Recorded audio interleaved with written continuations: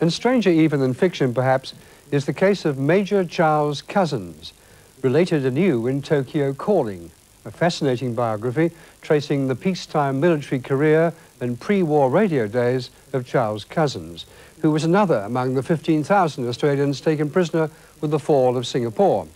Cousens' broadcasting skills saved him from the labour camps, but led him to Tokyo, where he ran the English language propaganda unit throughout the war. Among other duties, Cousens recruited and trained Eva Toguri, better known as Tokyo Rose, but the only Australian ever charged with high treason had enough Australians on his side to see the charge dropped in 1947. When it comes to death before dishonour, it seems only politicians and generals demand that ordinary men act like heroes. I became interested in the Cousens case, I suppose, mainly because I myself had been a prisoner of war. I'd been in Germany, not Japan. But the Cousens case was really in full swing when I returned to Australia. And frankly, I always felt there was much more to it than it really came out in the newspapers of the day. Cousens was charged with high treason. He was charged with having broadcast for the Japanese whilst he was a prisoner of war.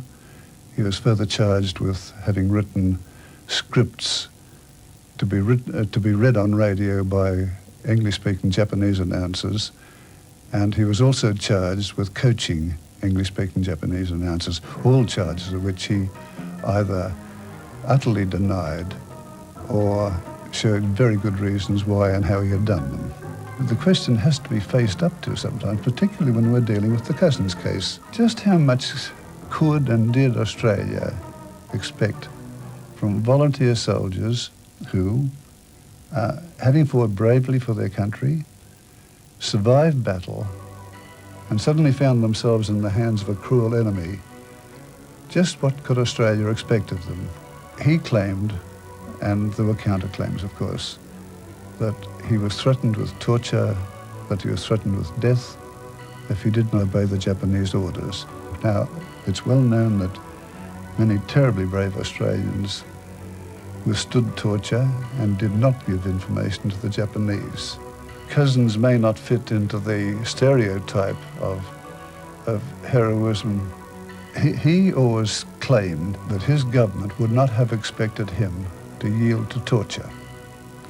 I would say the majority of 8th Division men, they would not have been pleased, obviously, that a 2nd 19th Battalion man broadcast over Radio Tokyo.